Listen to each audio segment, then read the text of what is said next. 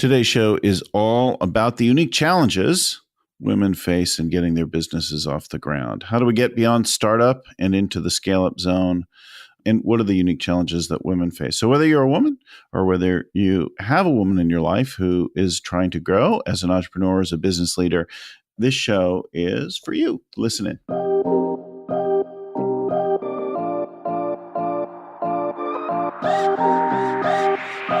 Hello and welcome again to the Scaling Up Business Podcast.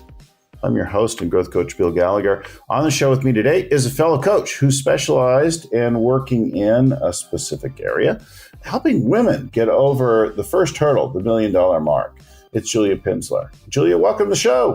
Hey, Bill. Great to be with you today. We're on like two extremes. Are you in New York today? I am. We're getting ready for the holidays, and it's cold. And I think you're somewhere that's quite the opposite. I'm looking out my window here at the beach, the surf lineup in Honolulu. So I love it. Yes, it's a different environment. So we're going to talk about how to help women get over your work in that. You have an audacious goal of getting 1 million women over the $1 million mark, right? That's my BHAG. Yes, we are helping Awesome. 1 million women get to 1 million in revenues. So Julia's another coach in the world of scaling up as well. And we like to have other coaches on to talk about what they're up to and the unique segments of industry and places they work and so on. So tell us about how you became a coach, a little bit of your background in business and like that. Sure. Well, I was in the trenches for years as an entrepreneur. I built a business called Little Pim, which is PIM, that's language teaching for young children. And that was my first big entrepreneurial endeavor. And I had to learn everything on the job. I didn't go to business school. I don't have a finance background. I just really wanted to help other parents teach their kids a foreign language. I was teaching my son French and decided to create a multimedia language teaching program to help kids learn Spanish, French, Chinese. It's a little bit like Rosetta Stone for little kids, if you can imagine that. So that was my first endeavor. And along the way, was fortunate to find amazing coaches and mentors and the Entrepreneurs Organization that you and I are both involved in. And that is what made the difference in my being able to get Little Pim up into the multi-millions and build the kind of business I dreamed of building. Yeah, we both met when you were running the accelerator program in the New York area, and I was the director for that Eastern Region's accelerator programs. And I learned so much from you. It was a blast being in your program. Yeah, a huge program there in New York and really well run. And I love how you've spun this off. So your work now is specifically... Can we pause on that one sec? Let's just back up a sec, which is, part of why I decided to start an online program is I loved the program you and I were in, Bill, but that program met in person. And a lot of women who start their businesses are in their 30s. And what's something some women are doing in their 30s, Bill? Just name a couple things women are doing in their 30s.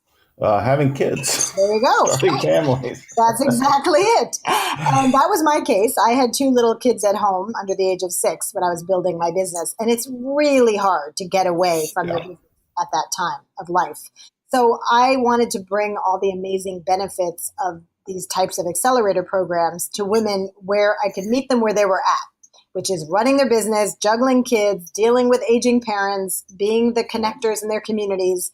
And so we created a program where they could do it from their desk without leaving their business. That was really important to me as a woman. Yeah. Yeah. To not give them one more thing to do and handle, right? One more reason to have to find childcare and be away. To move, yeah. Not all our women are moms, but all our women are facing hurdles that are specific to women. We're both scaling coaches, so of course it's not easy for anyone to scale a business. And 85% of what we teach in $1 Million Women would work for any entrepreneur. But it's that 15% that's women specific that I really craved when I was building my business and never found. Like I had no female role models, I had no women coaches. So I wanted to make that easier for the next generation to get really specific help with the things that women sometimes get stuck on. Yeah. Let me underscore something a little bit for our listeners. So the vast majority, I think, of the people that we work with and our coaches overall in the scaling up world are quite a bit, maybe 10 million and above is a more common thing. We have people over 100 million reaching for $1 billion in sales. We have a big range of them. And although we apply the ideas and concepts differently, they're all still relevant. So the work that they do in that Entrepreneurs Organization Accelerator program, the work that you do in online learning, are all related. They're pieces of the stuff. We just apply them a little, but the notion of having some well-defined and yet simple strategy that's growing is the same for a startup as it is for a larger scale up, right? And the other thing I think that's interesting for our listeners to think about is that very often we can learn interesting ideas of innovation in approach, not just the business itself or some technology, but in the approach to business from our smaller companies. I think of so many things that I hear as I go around and talk with accelerators around the world. That earlier stage company is what we're thinking of there, that because they have to, are approaching things differently than we do when we have over 100 people and a lot more budget. Yeah, and so much innovation is going on there. It certainly keeps you cutting edge working with entrepreneurs who are trying to get to 1 million because they're scrappy, they're using all the latest technology, they're solving problems in really innovative ways. I love it. I've got the best job in the world. Yeah, now you shared some stats with me. I'll have you share it again, but women start an extraordinary number of the new business starts, right? That's right. But they don't all necessarily grow them. Talk to us about that.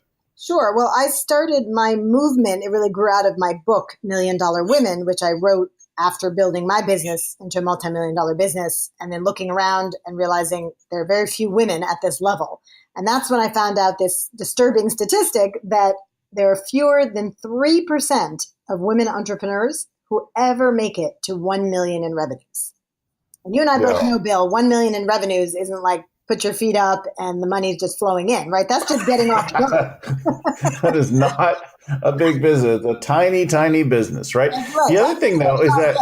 But women aren't even there. So that just needed fixing.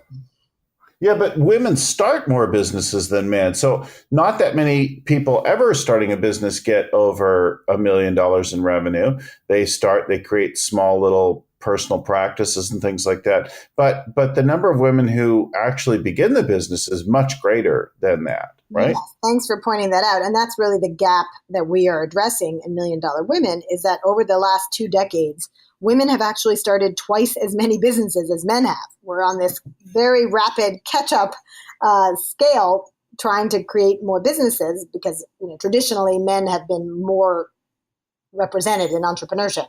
So we're starting these businesses, but very few of us are scaling them. And that's why I think we need to create a women-specific program, because I had a hunch that there are some specific hurdles that women face that men may not face. I experienced them myself, but I didn't know if it was just me. And then writing the book, it confirmed that, yes, there's a set of issues that women face that they need help with. And that's why we created this specific program. Well, let's before we talk about the specific hurdles and the challenges of the program and that kind of thing, let's have you share some examples of some of the folks that you've worked with and what it looks like in reality. I think stories help to bring it to life. So maybe about the woman trying to get funding, or the woman who changed her business model. Talk to us about share some of that. I mean, we have over 150 graduates now of our online business program, $1 Million Women Masterclass. It's a 4-month coaching program. So let me just share a couple of stories that come to mind. One is a woman who has a textile company where she supplies drapes and flooring for large hotels across America. And she'd been in business over 10 years. She was doing about $150,000 in revenues. But when she came into $1 Million Women Masterclass, she really couldn't figure out how to get to the next revenue level. And she also was struggling with something on the personal side, which is it was very hard for her to ask for help.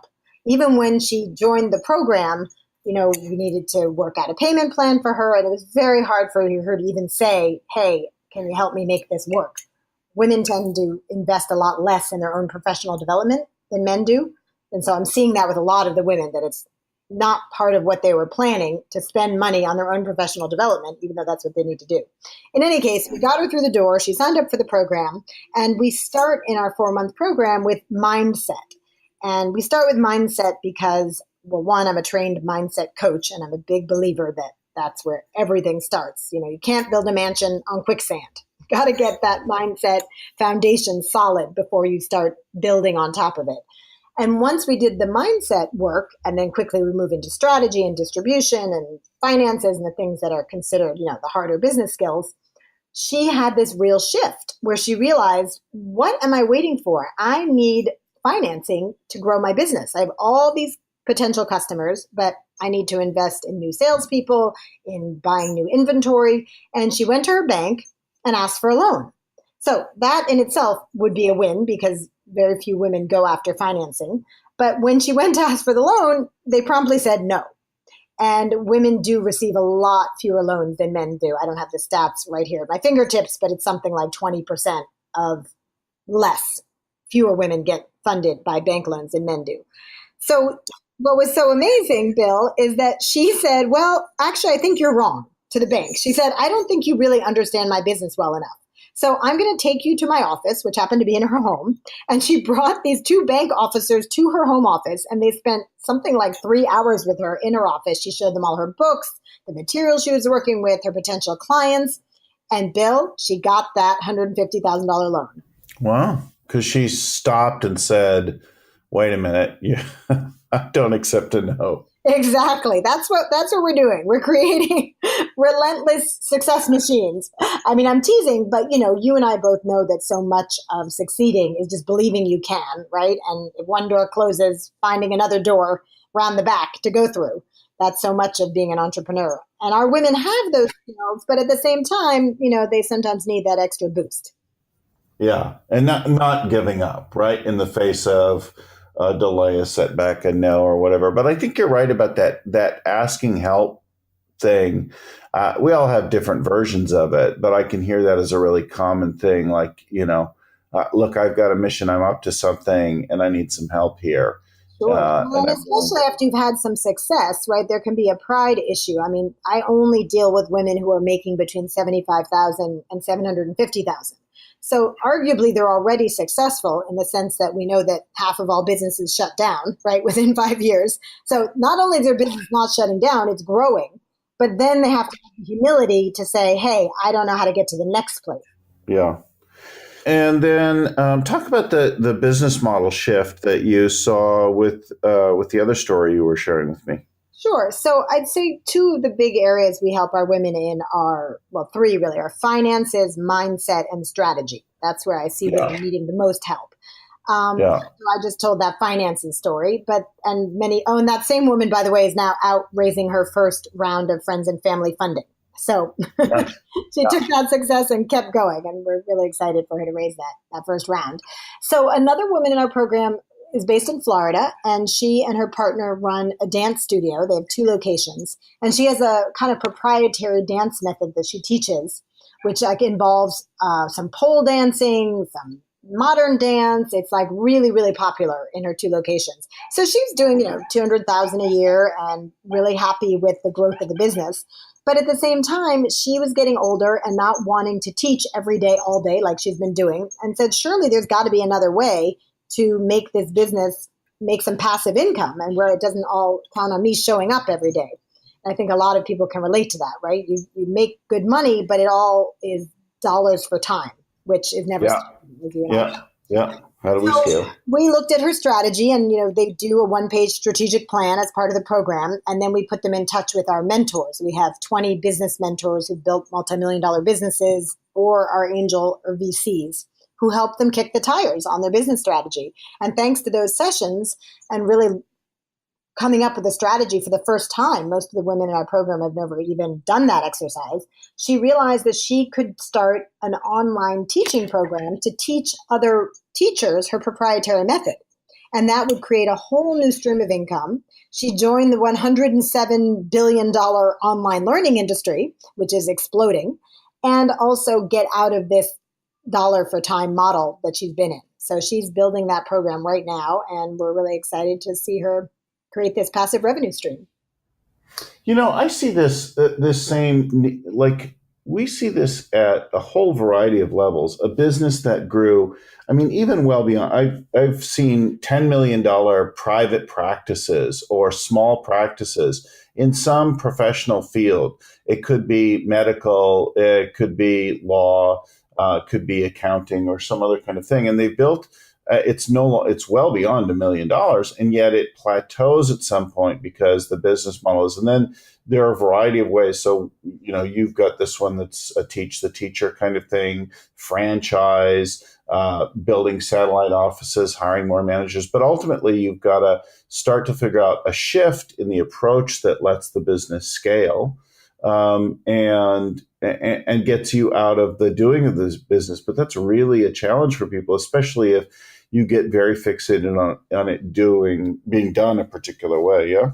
Yeah. And it's also scary to pick which new direction to go. I think that's part of what's great about programs like the one you and I were in, or, your coaching or my coaching, and bringing new thought to the table around what could work. And we love, like, the angels and VCs in our community because they look at thousands of companies every year. So they're very quickly able to help the women in our program parse through various ideas and say, oh, that one I've seen work. That one, two of my companies tried that and it failed. That's invaluable, having that external kick the tires, right? Yeah, absolutely. So asking for help, finance, strategy. What are some of the other things that you see people struggling with? The big one. I mentioned that 85% of what we teach is non-gender specific. It would just help any entrepreneur. But I think in that 15%, a big part of it is the mindset, in the sense that, if you read any of the books on the differences in genders approaching business, you often read that men will put themselves out there to do things that they're, maybe only 60 to 70% sure they know how to do, right? They'll just raise their hand, and if they get picked, they'll figure it out when they get there. But women tend to be a lot more perfectionist and type A. And if we raise our hand to do something, it's usually because we think we're 85 to 90% confident that we can do it. And that can get in your way when you're scaling, right? Because so much is about, going out on a limb and then figuring, okay, I'll figure it out on my way there, or I'll take on the huge client and then figure out how I can meet those needs. Well, so for my entire life, I've been a straight white male. Go ahead. Are you outing yourself, Bill, as a straight white male? Right. And so when I'm in a business conversation from North America to boot, right? So when I am in a business environment, a business setting, when I read and look about business, I'm surrounded by very similar images, right? Like, I see myself and others. And yet I know that when I think of, like, when I've traveled, I was, one immediately comes to mind. I was in an airport in Pakistan waiting for a flight, and I looked around. I was the only one who looked like me in hundreds of people waiting for this flight. And people had very kind of stern faces, and I suddenly got nervous and uncomfortable, right? And then somebody did something. Oh, there was a group of people trying to crowd around and charge their mobile phones. And I smiled at, like, wanting to get my plug in there too.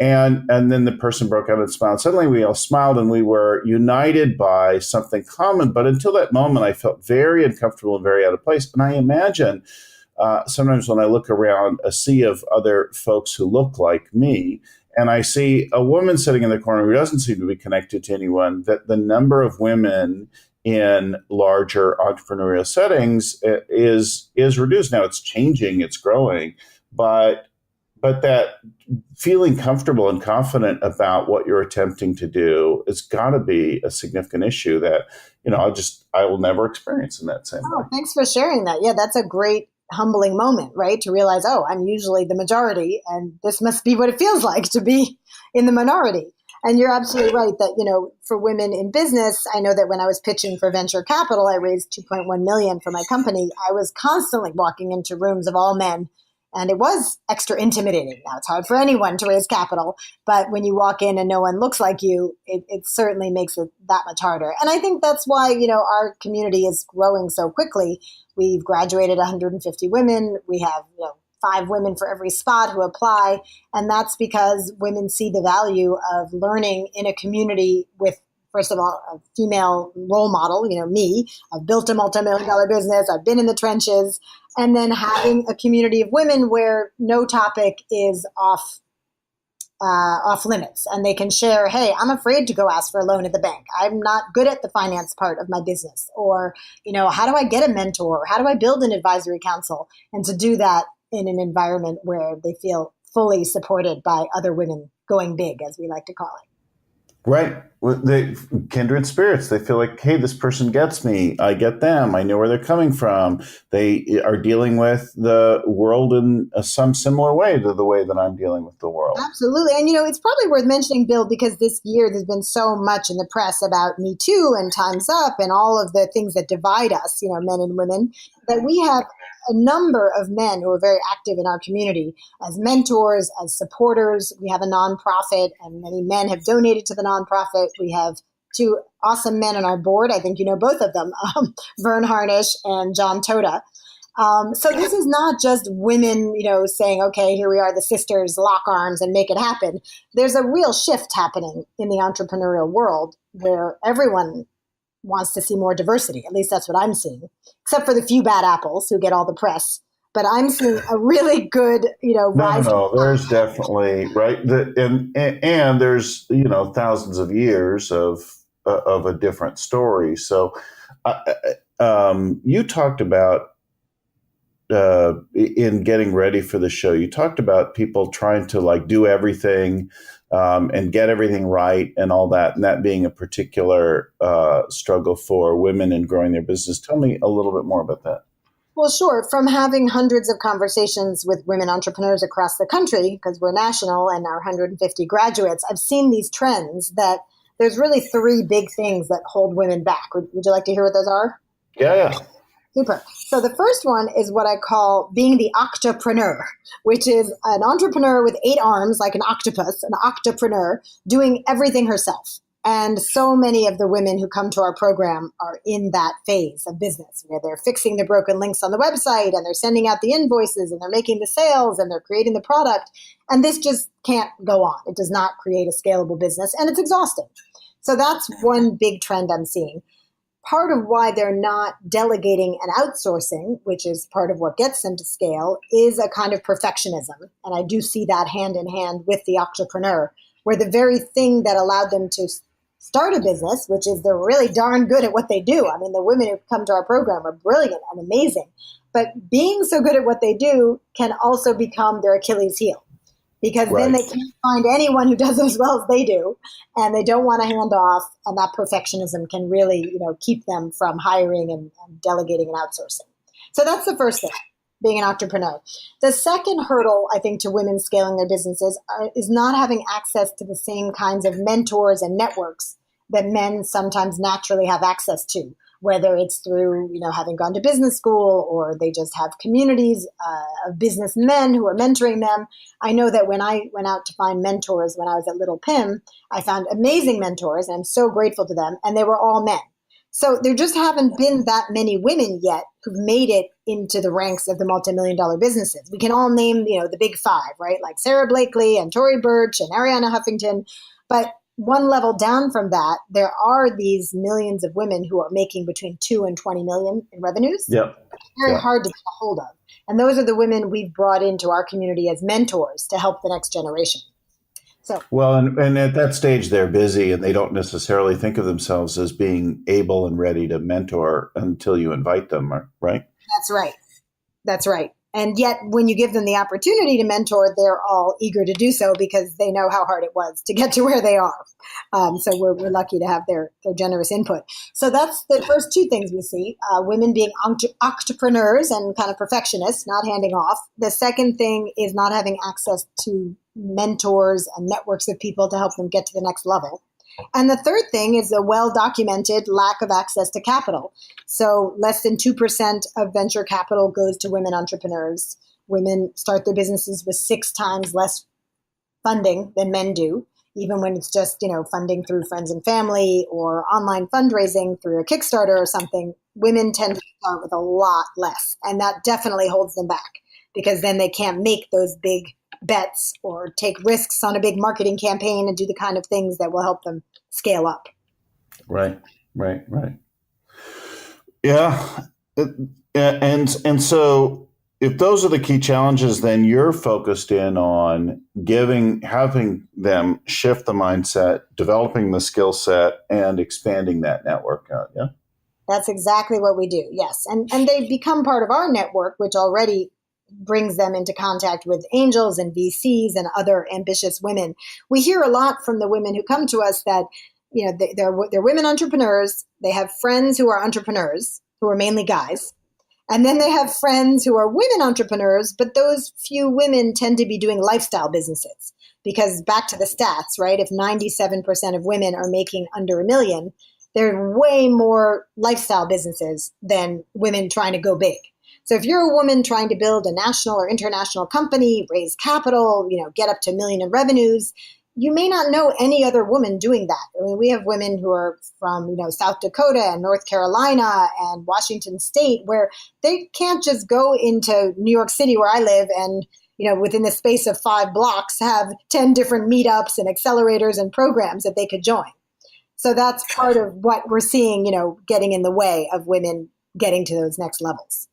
Yeah, having access to an awareness of, it's funny because I had grown a number of companies as a CEO, founder, partner in a range of different industries. So I had pretty good business background. But when I shifted into being a full-time coach, like making that work as a business, doing the work of coaching, I had some understanding for, but making that work presented new challenges to me. And right away, another coach and friend, actually several, told me a variety of things that were not surprising.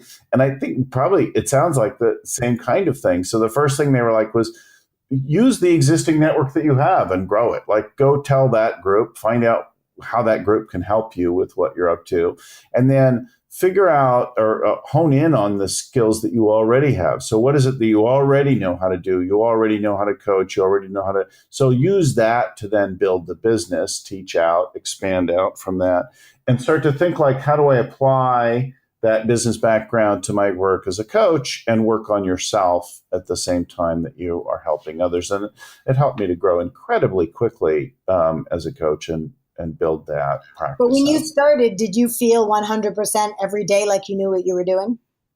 No, I'm like, what should my engagement model look like? How should I price? Where does it begin and end? What shouldn't I do? What should I do?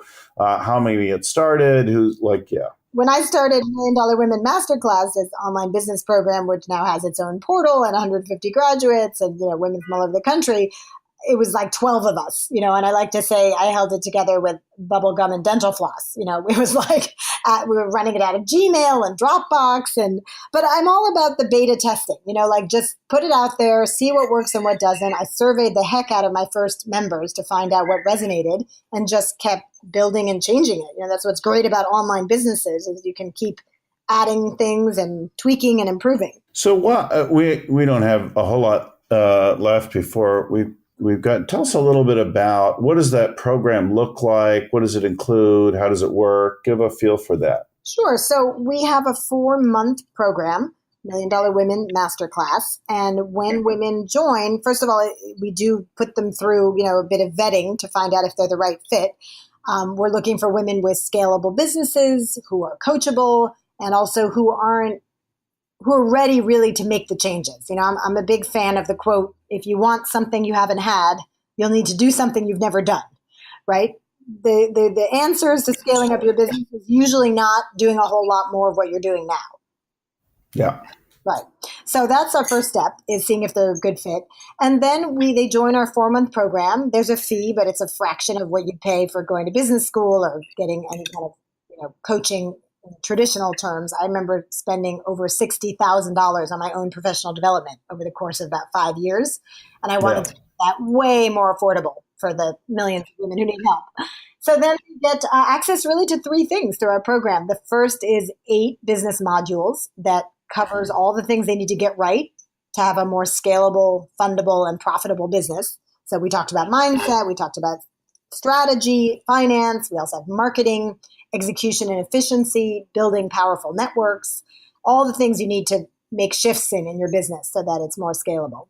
The second thing is they have a monthly meeting with a coach, $1 Million Women coach, and a few other women in the program, and they get an accountability partner so that they have someone to check in with all the way through as they're making these changes. Yeah. And the third element is the mentors.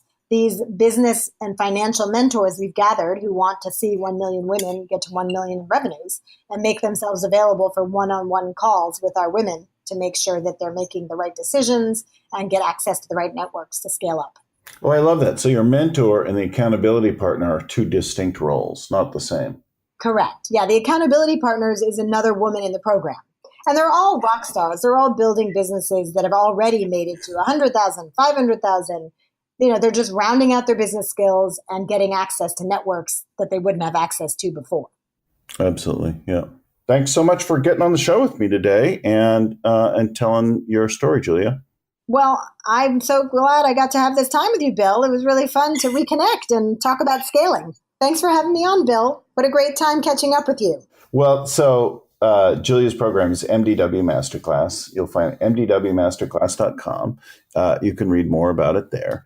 And of course, you'll find me with a new show, new guest every week at scalingcoach.com. You can also find our tools and worksheets and agendas and things like that, all downloadable there. Hundreds of blog posts and articles about all the challenges of scaling up and developing your leadership along the way, scalingcoach.com. All right, I want to give special thanks to our original growth guru, Vern Harnish. Our show is produced by Crystal Carson and audio production by Podfly Productions. Our audio editing is done by Albert Burge, and our show notes are compiled by Ein Codina with proofreading by Tim McGowan. If you got something good out of today's show, please share it, pass it along, share it with somebody else, and send us a note. Let us know the parts you loved. You can email us info@scalingcoach.com. Thanks again for listening, and keep scaling up.